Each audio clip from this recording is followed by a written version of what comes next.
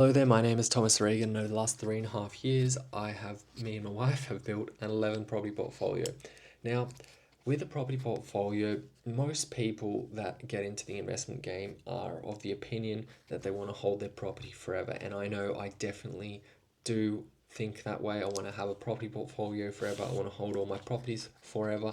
But there does come a time when it makes sense to sell a particular asset and move that money into new investments. And when I say new investments, I just mean a different property.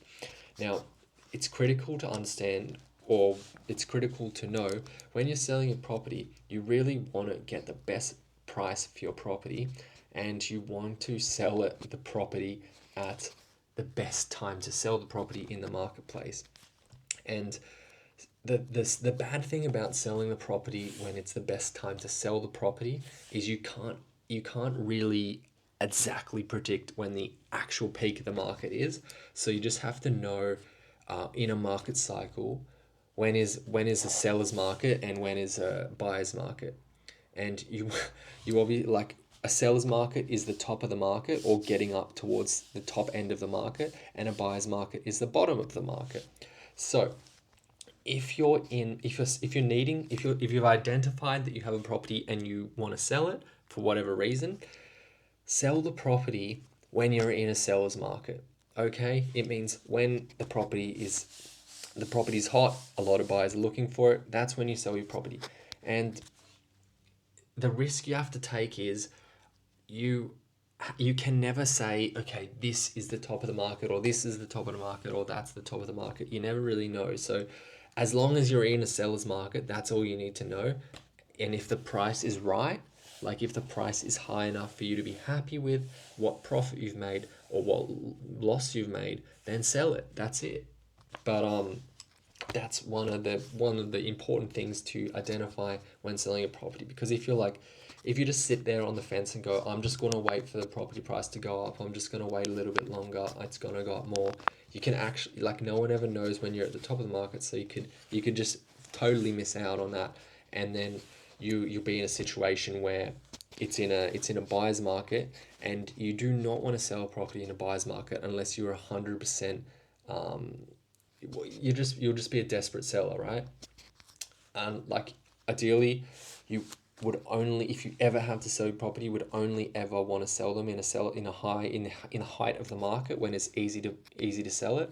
And you would never ever sell a property in a buyer's market. That's when you buy properties as an investor, obviously. Now, another few points to make on selling a property. Obviously, when you're selling your property, you want to make sure you get the best possible price. One of the best ways to get the best price is employ the best property manager. Sorry, employ the best sales agent you possibly can. A good way to find out the best sales agent in the area is obviously make a lot of phone calls to sales agents. Normally, I go on all the listings in the area, see or look at all the reviews from sales agents in the area, and I'll pick, if I gel, like if I interview the property sales agent. If I've interviewed the sales agent and I gel with them and they're one of the best in the area, then I'll let them sell my property. Or I might interview another handful of the best sales agents in the area, and then try and get like the best possible fee I can get. Or I might just say, look, I think you're the best property manager in the area. You don't actually say that to them, but this is the way you think. That you are the best property manager in. Why do I keep saying property manager? Sorry, guys. You are the best sales manager in the area. I'm happy just to pay your fee without haggling it down, because I want you just to do the best possible job for me, and I don't want you to diminish the quality of your service because I've haggled down your price. Now, yeah, but the best property manager I keep saying manager, I'm very sorry. The best sales agent in the area will understand the importance of marketing your property for sale.